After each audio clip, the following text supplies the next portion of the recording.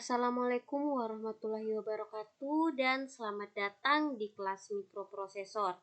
Adapun hari ini adalah pertemuan keempat kita untuk mata kuliah ini, di mana pada pertemuan kali ini kita akan membahas mengenai arsitektur mikroprosesor dan juga register dalam mikroprosesor.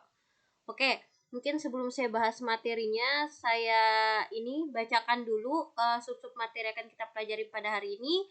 Yang pertama, saya akan membahas tentang internal software design, dan yang kedua adalah internal hardware design, dan yang ketiga adalah organisasi register. Oke, ini adalah materi-materi yang akan kita pelajari pada hari ini. Yang pertama, saya akan bahas dulu mengenai internal software design. Tetapi sebelum saya bahas internal software design, tadi kan saya pada materi kita ini hari ini adalah arsitektur mikroprosesor. Jadi sebenarnya apa sih arsitektur mikroprosesor itu? Jadi arsitektur mikroprosesor biasanya berhubungan dengan dari kata arsitektur sendiri. Artinya apa? Artinya rancangan atau desain. Jadi arsitektur mikroprosesor adalah rancangan atau desain dari sebuah mikroprosesor. Jadi ini berhubungan dengan rancangan atau desain. Di mana desain atau rancangan sebuah mikroprosesor ternyata memiliki ciri-ciri utama atau ciri-ciri pokok. Di mana ciri-ciri dari desain sebuah mikroprosesor ini disebut dengan features atau bahasa Indonesianya fitur. Di mana fitur-fiturnya ini kita akan pelajari pada materi kali ini, yaitu tentang internal software hardware design. Jadi desain sebuah mikroprosesor itu sebenarnya terbagi jadi dua. Ada internal software design dan internal hardware design. Kalau kata software pasti kita selalu mengingat dengan perangkat lunak. Sedangkan kalau hardware sendiri artinya perangkat keras. Oke. Di mana arsitektur rancangan atau desain perangkat lunak arti software pada mikroprosesor disebut juga dengan set instruksi. Jadi desain perangkat lunak mikroprosesor, ingat ini sering keluar istilah yang disebut dengan set instruksi. Instruksi sendiri mungkin seperti istilahnya itu kayak perintah. Jadi set instruksi, di mana setiap mikroprosesor memiliki set instruksi tersendiri. Jadi misalnya kan minggu lalu pertemuan sebelumnya kita pernah membahas jenis-jenis mikroprosesor. Jadi sebenarnya setiap jenis-jenis mikroprosesor sendiri itu memiliki set-set instruksi tersendiri dan juga memiliki jumlah serta jenis-jenis yang berbeda. Tetapi sebenarnya set instruksinya sendiri itu terdapat yang umum. Nah, di sini kita akan mempelajari yang versi generalnya. Di mana set instruksi tersendiri ini terdiri dari sejumlah instruksi, di mana instruksi ini bekerja di dalam mikroprosesor. Jadi kalian akan sering mendengarkan istilah instruksi ini. Di mana kita masuk ke internal software design. Di mana internal software design ini berkaitan dengan bentuk atau rancangan dari set instruksi. Jadi bentuk rancangan set instruksi, di mana biasanya dikodekan dalam heksadesimal, di mana di di pembelajaran sebelumnya kita sempat membahas tentang bilangan, sistem bilangan. Ada bilangan biner, bilangan heksadesimal, oktal. Nah, ini hubungannya nih. Kenapa kita pelajari? Pertemuan sebelumnya kita pelajari tentang sistem bilangan. Di mana internal software design ini berkaitan langsung dengan perangkat keras yang ada di dalam mikroprosesor. Jadi perangkat lunak ini akan berkaitan langsung dengan perangkat keras yang ada di dalam mikroprosesor. Di mana terdapat 3 jenis model arsitektur mikroprosesor, di mana kita lihat dari sisi perangkat lunaknya. Oke, yang pertama CISC, di mana CISC ini merupakan singkatan dari Complex Instruction Set Computer. Di mana CISC ini merupakan jenis arsitektur yang menggunakan banyak jenis dan ragam instruksi. Nah, ini yang perlu kalian ketahui. Jadi CISC ini Itu salah satu khasnya itu atau dapat dibedakan dengan arsitektur yang lainnya adalah menggunakan banyak jenis. Jadi instruksi di dalam CSC itu memiliki jenis yang beragam gitu. Oke. Dimana nanti saya sudah sediakan video pembelajaran penunjang. Nanti kalian bisa di situ lihat bisa mengetahui apa sih maksud dari jenis ragam instruksi. Nah, di situ ada contohnya langsung. Jadi nanti silahkan nonton video penunjang yang telah saya sediakan di kolom. Kemudian CISC ini ternyata menyediakan kemampuan setiap instruksi, di mana instruksi ini dapat melakukan eksekusi, di mana seperti meload data dari memori, operasi aritmatika, atau melakukan prosedur penyimpanan ke dalam memori. Nah, ini adalah kemampuan-kemampuan yang dapat dilakukan oleh setiap instruksi dalam melakukan eksekusi. Nah, ini eksekusi-eksekusinya. Kemudian, pasti setiap arsitektur memiliki kelemahan, di mana kelemahan CISC ini karena memiliki instruksi yang banyak jenis dan beragam, maka terdapat kesulitan dalam melakukan pengembangan atau develop terhadap interpreter dan compilernya. Jadi ini seperti kayak mengalami kesulitan dalam melakukan penerjemahan bahasa codingannya itu. Nah, itu karena terdapat berbagai jenis ragam dan terdapat instruksi yang berbagai jenis dan beragam. Itu kelemahan dari CISC. Lanjut lagi, ada selain CISC ada RISC. Nah, ini jenis kedua, di mana RISC ini adalah kepanjangan dari singkatan dari Reduced Instruction Set Computer. RISC ini merupakan jenis arsitektur yang menekankan, nah ini, kalau tadi CISC itu memiliki instruksi yang kompleks karena memiliki banyak jenis dan beragam, sedangkan kalau RISC ini lebih menekankan kepada kesederhanaan instruksi. Jadi yang pastinya memiliki lebih sedikit jenis atau ragam instruksi di dalamnya. Tetapi walaupun sederhana, tetap menghasilkan performance yang tinggi. Di mana ternyata arsitektur RISC ini lebih terbaru dibandingkan CISC. Oke, jadi CISC agak model lama ya, arsitektur lama. Oke, di mana ciri-ciri RISC ini adalah instruksi bersifat tunggal. Nah, nanti kalian akan mengerti apa maksudnya instruksi bersifat tunggal. Dapat kalian lihat di video penunjang yang sudah saya sediakan. Nah, kalian nanti akan lihat perbedaan contoh antara CISC dan RISC. Setelah kalian lihat contohnya, kalian akan mengerti maksud dari instruksi bersifat tunggal, di mana umumnya berukuran 4 byte, ada juga satu instruksi, satu alamat data. Nah, ini tidak boleh ada operasi yang menggabungkan operasi load dengan operasi matematika. Jadi dalam satu operasi itu tidak boleh menggabungkan dua operasi. Jadi biasanya itu dalam satu operasi hanya boleh satu kegiatan, misalnya kegiatan apakah meload atau melakukan operasi matematika seperti penambahan. Jadi tidak boleh menggabungkan operasi tersebut. Nanti kalian bisa lihat contohnya di video penunjang, silahkan ditonton. Lanjut lagi ke model ketiga, yaitu mikroprosesor superskalar, di mana mikroprosesor superskalar ini itu mampu melakukan banyak instruksi setiap siklusnya. Nah, karena dapat melakukan banyak instruksi sehingga terciptalah jalur paralel, sehingga dapat dilakukan instruksi yang berbeda pada saat waktu yang sama. Nah, di sini kalian bisa lihat ternyata pada mikroprosesor superskalar ini disebut dengan pipelining. Di mana pipelining ini yang digunakan itu biasanya digunakan untuk pengolahan bilangan integer atau data floating dan data-data lainnya.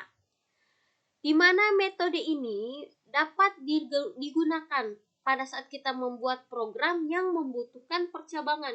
Mungkin kalau kalian ingat di algoritma itu kan ada percabangan. Kita pernah belajar tentang range. Nah, jadi kan kalau percabangan itu artinya ada cabang 1, cabang 2. Atau misalnya if else biasanya ya. Jadi kedua cabang ini harus bersama-sama kita proses. Jadi kalau kita bilangnya diproses atau tidak diproses. Nah, ini kita dapat melakukan proses pada kedua jalurnya atau tidak. Nah, inilah maksud dari mikroprosesor superskalar, karena menciptakan jalur paralel di mana setiap paralel tersebut dapat memiliki instruksi yang berbeda. Nah, itu oke. Itulah 3 jenis arsitektur mikroprosesor berdasarkan dari sisi softwarenya. Oke, saya lanjut lagi. Tadi karena ada internal software design, yang kedua adalah arsitektur mikroprosesor kedua adalah ada internal hardware design. Dari kata hardware sendiri artinya perangkat keras. Nah, di mana internal hardware design sendiri itu berkaitan dengan masalah-masalah jenis, jumlah atau ukuran dari register serta komponen lainnya. Kalau tadi di software itu berkaitan dengan perangkat keras dalam mikroprosesor, sedangkan kalau hardware sendiri ini dia berurusan dengan ukuran, masalah jenis, jumlah dan ukuran registernya. Nanti kita akan bahas mengenai register lebih lanjut. Oke, di mana dalam melakukan instalasi sebuah mikroprosesor dengan komponen lainnya seperti ROM, RWM, dan I/O, yaitu di mana sebagai komponen utamanya. Nah, ini kita sudah belajar tentang komponen utama pada mikroprosesor, serta ada rangkaian clock, reset, buffer, dan yang lainnya sebagai komponen pendukung. Di mana komponen ini memerlukan sistem bus. Nah, ini kita juga sudah belajar sistem bus di pertemuan sebelumnya yang harus dimiliki oleh setiap mikroprosesor. Nah, ini dimana ada 3 jenis arsitektur mikroskop ya, mikroprosesor berdasarkan internal hardware design. Jadi ada 3 jenisnya. Oke, kita akan bahas yang pertama dulu, yaitu arsitektur I/O. Ingat I/O itu apa? Input output. Dimana di sini arsitektur input outputnya itu terisolasi. Nah, maksudnya apa? Jadi mikroprosesor dengan pengelambatan I/O yang terisolasi itu dimana desain pengelamatan atau pemetaan I/O-nya itu terpisah dengan pengelamatan memorinya. Jadi ini pengelamatan ini kayak memberikan alamat begitu kepada input output. Mungkin sekarang yang penting kalian anggap saja konsepnya mengerti dulu tentang pengelamatan. Pengelamatan kayak memberikan alamat. Mungkin untuk pembahasan mengenai pengelamatan atau addressing sendiri nanti kita ada di pertemuan selanjutnya. Jadi yang penting kalian cukup tahu kalau di pengelamatan I/O itu, pengelamatan terisolasi itu di mana pengelamatan I/O-nya itu terpisah dengan pengelamatan memorinya. Nah, itu I/O dan memorinya terpisah. Kemudian di mana pengelamatan I/O itu menggunakan hanya sebagian dari jumlah saluran alamat. Saluran alamat ini salah satu sistem bus yaitu address bus. Ya, address kan pengelamatan. Jadi khusus saluran pengelamatan. Sedangkan untuk pengelamatan memori kan tadi terpisah ya antara pengelamatan I/O dan pengelamatan memori. Jadi kalau I/O hanya memakai sebagian dari address bus, sedangkan kalau pengelamatan memori menggunakan seluruh address bus. Oke, mungkin kalian bisa baca-baca ulang lagi, mengingat-ingat kembali mengenai apa sih address bus itu. Coba silahkan. Lalu lanjut lagi, saat mikroprosesor. Nah, karena I/O dan memori ini terpisah, maka pada saat mikroprosesor mengakses memori, maka I/O-nya harus off, harus mati. Begitu juga sebaliknya, pada saat mikroprosesor ingin mengakses I/O atau input output, maka memorinya harus off. Nah, itu cara kerja dari arsitektur input output terisolasi. Di mana konsep arsitektur I/O ini memiliki pengaruh pada program komputer, yaitu di mana instruksi untuk mengakses I/O apabila kita menggunakan versi terisolasi, maka kode operasinya hanya ada 2, kalau bukan in ya out. Nah, itu di mana informasi yang ada pada akumulator harus dialihkan pada penyimpanan sementara sebelum ada operasi I/O selanjutnya. Jadi ini masalah tentang penyimpanan sementara. Jadi penyimpanan sementara ini sebenarnya register. Jadi informasi yang ada pada akumulator. Jadi sebenarnya arsitektur I/O ini berhubungan sama akumulator. Jadi di mana informasi pada akumulator ini harus dialihkan ke penyimpanan sementara sebelum ada operasi I/O selanjutnya. Jadi kalau ada operasi I/O selanjutnya, jadi informasinya itu harus dikosongkan dulu, yaitu dengan dialihkan pada penyimpanan sementara. Gitu. Oke, saya lanjut lagi. Nah, ini masih arsitektur I/O terisolasi. Di sini kalian bisa lihat gambarnya. Ini adalah sel-sel memori atau pengalamatan memori, di mana alamat dari memori itu dari alamat ini 00000 sampai FFFFF. Ingat, penulisannya itu dalam bentuk heksadesimal. Kan heksadesimal itu yang ada 1 sampai 9 baru A B C D E F. Nah, makanya ingat, sel memori atau pengalamatan memori itu menggunakan seluruh dari bus address. Sedangkan untuk pengalamatan I/O atau input output hanya menggunakan sebagian dari address bus. Makanya di sini kalian bisa lihat perbandingan antara pengalamatan memori dan pengalamatan I/O, yaitu hanya I/O itu setengah dari sel-sel memori, yaitu dari 00 sampai FF. Ya, betul-betul hanya seperdua dari memori. Nah, di sini kalian bisa baca.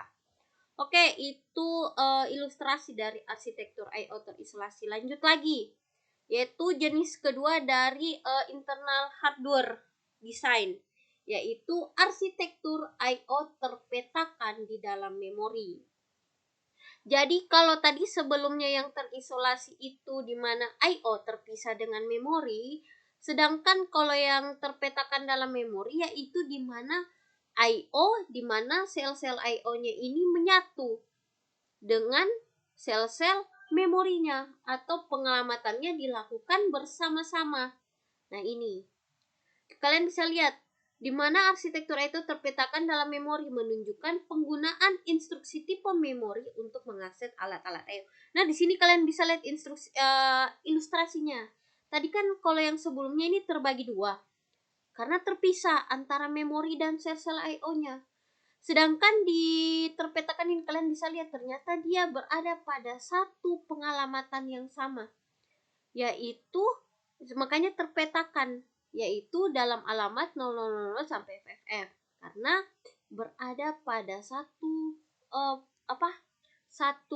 pengalamatan yang sama. Nah, ini perbedaan antara terisolasi dan terpetakan dalam memori. Oke, lanjut lagi. Jenis ketiga yaitu jenis arsitektur Harvard, di mana arsitektur Harvard ini desainnya hampir sama dengan arsitektur I/O terisolasi. Tadi apa bedanya? Apa ilustrasinya? Arsitektur I/O terisolasi di mana sel memorinya terpisah dengan sel-sel I/O-nya. Tetapi apa sih perbedaan I/O terisolasi dengan arsitektur Harvard? Bedanya adalah di mana memori khusus program dan memori khusus data itu dipisahkan. Nah, di sini kalian bisa lihat. Jadi kan tadi kalau di terisolasi hanya I/O dan memori. Sedangkan kalau Harvard ini memorinya dibagi dua lagi, khusus untuk memori program dan khusus memori data, di mana pemisahan antara memori program dan memori data ini menggunakan perintah akses memori yang berbeda. Oke, ditinjau dari kemampuan jumlah memorinya, ternyata arsitektur Harvard ini lebih menguntungkan. Kenapa? Karena dapat memiliki kemampuan 2 kali lipat dibanding 2 arsitektur sebelumnya. Itu adalah 3 jenis arsitektur mikroprosesor apabila kita lihat dari desain hardware-nya. Oke, kita lanjut lagi, yaitu ke register.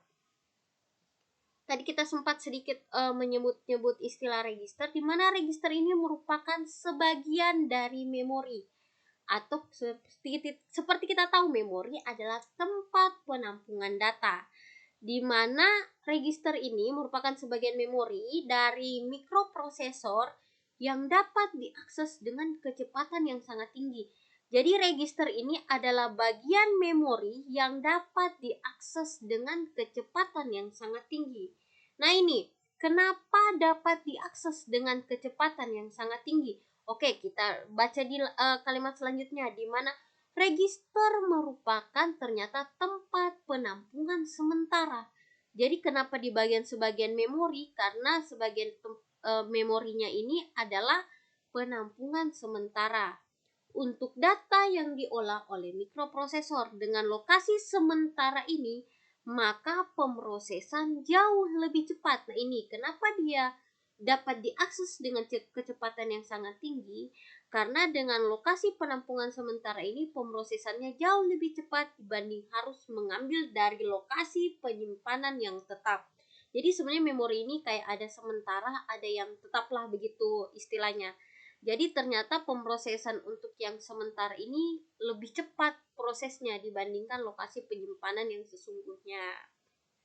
Nah, itu register. Maksud dari register sendiri. Nah, pada mikroprosesor ternyata terdapat register-register yang berfungsi untuk menyimpan hasil sementara. Nah, ini kalian ingat kata penyimpanan sementara dari tahapan operasi matematika maupun dari logika. Sehingga dalam sebuah komputer ternyata register atau tempat penampungan sementara ini sangat berpengaruh. Kenapa? Karena tanpa adanya register, komputer atau laptop kalian tidak akan dapat bekerja dengan cepat. Nah, itulah inti dari fungsi register. Oke, kita lanjut lagi. Ini jadi sebenarnya register itu terdapat 5 jenis register. Ada segmen register, oke ini ada pointer dan index register, ada general purpose register, ada index pointer register, dan ada flex register. Oke, kita sedikit bahas satu-satu saja. Mungkin juga bisa kalian baca sendiri. Jadi untuk segmen register sendiri itu fungsinya langsung ke intinya saja, tujuannya untuk menunjukkan atau membuat alamat atau pengelamatan untuk suatu segmen di mana kita akan menyimpan data. Di mana pada segmen register ini juga terbagi-bagi lagi, terdapat berbagai jenis register di dalamnya. Ada register kode segmen, ada register stack segmen. Nah, ini stack ini dari kata, mungkin kalian pernah dengar di ini mata kuliah lain, stack itu artinya tumpukan. Nah, itu. Ada juga data segmen dan juga ada register ekstra segmen. Nah, di sini kalian bisa lihat fungsi-fungsi atau kegunaan dari setiap segmen-segmen ini. Oke, dari setiap jenis-jenis segmen register ini. Nah, oke, mungkin bisa kalian baca sendiri, atau kalau ingin lebih lanjut kalian bisa explore sendiri mengenai jenis-jenis dari setiap segmen ini. Oke, saya lanjut lagi. Kalau tadi ada register ada segmen register, selanjutnya ada pointer dan index register, di mana pointer dan index register ini biasanya digunakan sebagai penunjuk atau pointer terhadap lokasi di memori. Jadi ini tujuannya lebih ke penunjuk lokasi. Kalau tadi ini lebih untuk membuat alamat dari suatu register, jadi membuat alamat. Kalau ini lebih ke penunjuk, di mana juga terbagi jadi ada 4 register. Ada register stack pointer, ada register base pointer, dan ada register source index dan register destination index yang bisa kalian baca fungsinya secara ini ya. Kalian bisa baca fungsinya sendiri-sendiri. Oke, silakan explore lebih apabila ingin mengetahui lebih lanjut. Lanjut lagi, yang ketiga yaitu general purpose register, di mana register ini memiliki ciri khas yaitu dapat dipisah menjadi 2 bagian. Yang awalnya register ini memiliki 16 bit, kemudian dapat dipisah menjadi 2 bagian, sehingga register ini dapat terdiri atas 2 bagian, jadi dibagi 2, jadi terdiri atas 8 bit, masing-masing terdiri dari atas 8 bit. di mana biasanya itu menggunakan ada 4, ada register AX, BX, CX, DX. Nah, di sini misalnya AX untuk operasi aritmatika, biasanya itu khususnya pembagian pengurangan. Kalau BX itu untuk suatu alamat offset. Kalau CX itu untuk operasi looping, sedangkan DX itu untuk menampung sisa hasil pembagian dari 16 bit. Oke, kita lanjut lagi ke register selanjutnya. Ada index pointer register. Jadi register IP atau index pointer ini lebih lebih berfungsi untuk menunjukkan alamat di memori, tempat dari perintah selanjutnya yang akan dieksekusi. Jadi ini lebih kayak menunjukkan alamat untuk proses instruksi selanjutnya yang akan dieksekusi. Nah, ini sudah jelas. Oke, kita lanjut lagi ke register yang terakhir, yaitu flex register. Mungkin dari kata flex sendiri artinya bendera.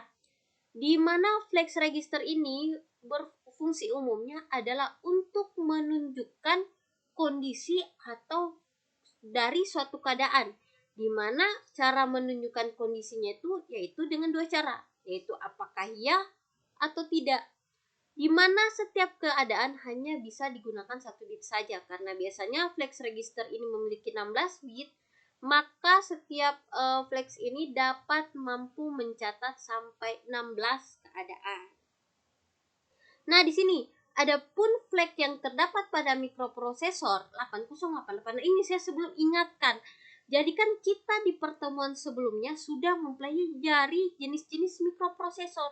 Jadi sebenarnya pada setiap mikroprosesor memiliki jenis-jenis register yang berbeda. Nah, ini saya hanya berikan contoh, tetapi sebagian besar hampir sama.